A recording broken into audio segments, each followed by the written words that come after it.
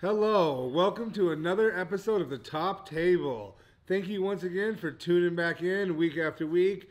You know this is your favorite show. You ask the questions, we answer them. You talk to topics online, we talk about them. Today we're actually going to talk about a few topics. These are hot topics on Hey Font and Burbank right now, so these are really hot topics in the community, and I think they need to be discussed a little. So let's go ahead and see. The first topic is... Diving right in.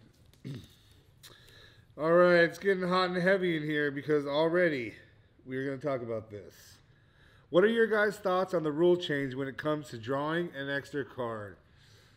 So, Zach's going to go ahead and explain the rule change to you.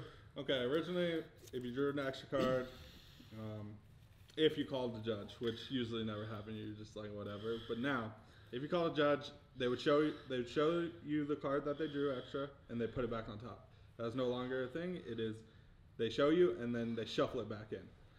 On top of that, it is now an automatic prize.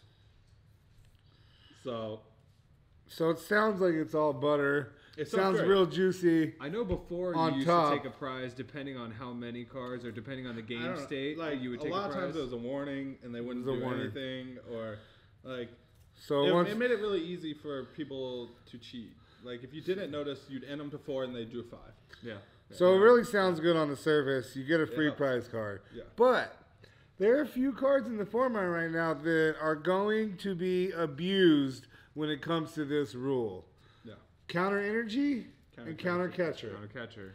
And I mean, if you're putting those cards state that you can use them if you're behind in the prize race. Behind in the prize cards. And I think it's going to lead to a lot of intentional cheating. I agree. I think we'll see a lot of players. There's no way to stop it. So what does counter catcher do? Let's explain. Counter catcher is the Lysander if you're behind for free. Yeah. It's an item that literally lets you Lysander a Pokemon up on their side of the field. As long as you've got you're behind. And the counter energy counts as 2 energy if you're behind. 2 of any energy. 2 of any energy. 2 of any of every energy. Every. Yes. Yeah, every energy. So basically, you're going to be, giving up a free card, but all you need is the Lysander for game. So I think a lot of it doesn't even have to be for game. If it just ruins your opponent has something set up on the bench that you need to destroy, and you have counter catcher in hand, and we're even.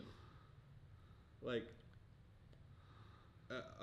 don't get me wrong, it's completely cheating. You draw an extra card on purpose. Draw an extra card. Oops, I drew an extra card. They call judge over. Judge awards them a prize. Shovels that card back into their deck. Now you still have counter catcher in hand. You use your counter catcher, Lysander, whatever they have set up on the bench that is your problem, and you knock it out. So how do we go? How do we go about fixing these? Because you're not going to stop that. There's people online. You just got to play better. You got to play better. I mean, based on what you're saying, you have to know your game state. Like, say they do make that mistake and take an extra card. You have the choice to take that prize card or not. So based on your game, yes you do. Based on your game state, if you know that you're going to go down or go up in the prize race, and they'll be able to use cards like that. You just have to be smart enough to kind of just play around it. That really hurts the whole. It the does. Whole point. It that does. hurts But the integrity of the game. As long as players can weed it out, people are going to stray away from doing that. The whole point of this ruling was made because people are complaining so much about how much cheating is in the format, and there's no penalty, and then they add this penalty to it because this is a problem. People are getting end. And they're drawing too many cards, and people aren't noticing it. And when they do notice it, nothing's happening. So they continue to do it. And they finally do something, and then they have cards that just like, all right, well, we're gonna let the cheaters continue to cheat, and then let you decide if it's okay. Because if you don't take a prize card, then you're telling them it's all right for them to cheat. Right. And if you do take a prize card, they punish you for it. And it's setting you back because you should be able to take that prize card without being punished. Because now if you take that prize card, now you're in the 7 prize. I know you're in the 7 prize card game, but if it's your last prize, you may have a basic Topalele sitting on the bench over there, or you may have a any basic card over there. And your average player is taking that prize. Yeah, no matter I think depending on the game state and the results of what had happened, I think the penalty for that player should be based on that. Like if it's blatant that they just took that card. There's a line though you can't prove it. You can't prove that. We're not a court of law. We're a court of facts. Yeah, and you can't have a judge at every single table. Even if you have a judge there, the card stuck. That's literally all you have to say. Cause there's no argument. Right. You can sit there and say no, it didn't, but yeah, it did. How can you say it's your word against mine? And you can't. A judge can't just go, I believe him. You can't. I say the card stuck. I'm sorry. You don't have to take the prize. Well, this is a new ruling, so let's hope it really doesn't get abused in the next tournament.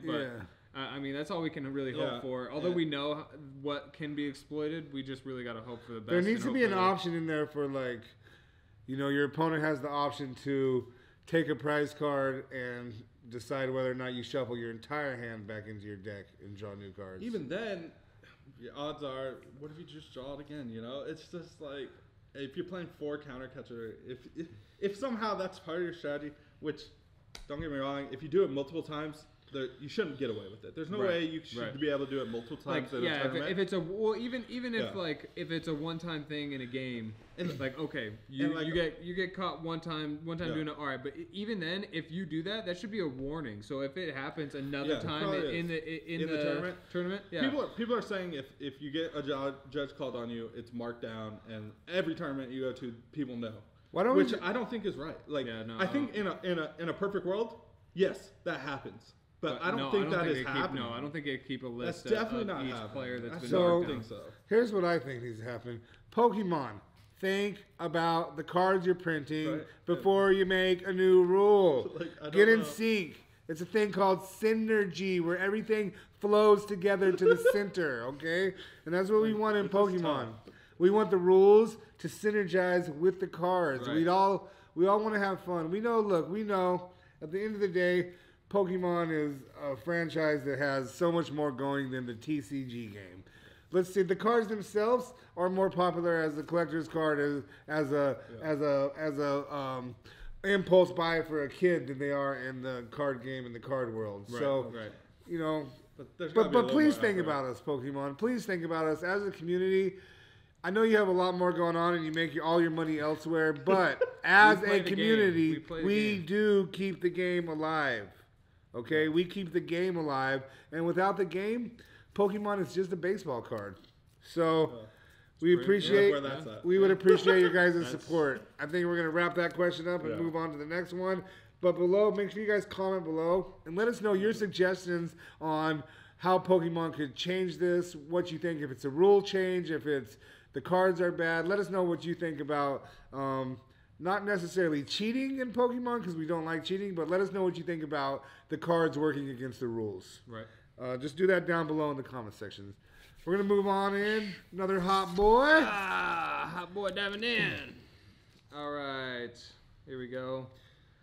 Why are paywall articles so prevalent in Pokemon TCG? Well, we talked about this recently, but I think we need to talk about it again. I think it's come up so much online. There's a buzz about it. There's so much online. People are just, don't get me wrong, Russell posts every time something goes up on his website, he posts on there. And it always stirs up something. How I see it is, pay the $9. If it's you don't $9. You don't have to. It might even be 12 now, but literally. But do your research. Just search the web. Get better at searching the web. You can find all this information elsewhere. Japan posts all of their tournament results, and you're gonna see. But plain and simple, you don't have to pay for it. But you don't have to pay for it. So you don't need to complain about it. Yeah. That's how I see it. And yes. There's two ways to make money in Pokemon TCG. There's 3. Winter regionals, paywall articles right now, and some type of sponsorship deal. Sponsorship deals are literally slim to nothing. Winning a regional is slim to nothing unless your name is Sam Chen, and then there's paywall articles, which are still slim to nothing. Which are they're not making. They're not making a bunch of money. No, it's they're helping them. It's the same travel. They're plain and simple. And for someone to get mad about someone trying to help the community, first of all, these articles aren't like trash. They're not. You're not paying for a bunch of garbage. No, you're paying for. They're putting effort in. There's good content. There's good content with a list to back it up. And all they're doing is taking that money and going to events. Listen, it boils down to this, okay? If you want to play Gardevoir and you want to test 50 to 100 games yourself and come up with your own conclusion and test it against all the meta, then you know what?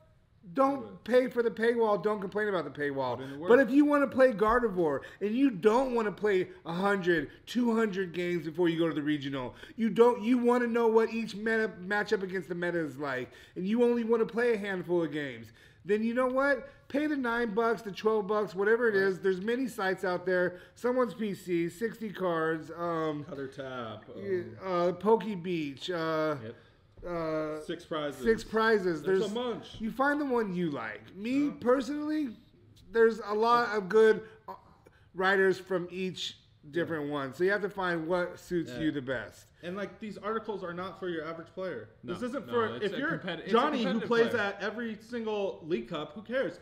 Don't pay for it. Don't. But if you want to go to all these League Cup, or you want to go to regionals, you want to compete in regionals, you want to be a top player. These top players that are putting out these lists are doing it. Pay for this stuff. Get this knowledge. Read these articles, and you're only going to get better. Here's what I want everyone to do. I want everyone to pick a deck, okay? Pick a deck. Okay? Go play that deck against 5 different decks 20 times. Play it against 5 different decks 20 times from each deck.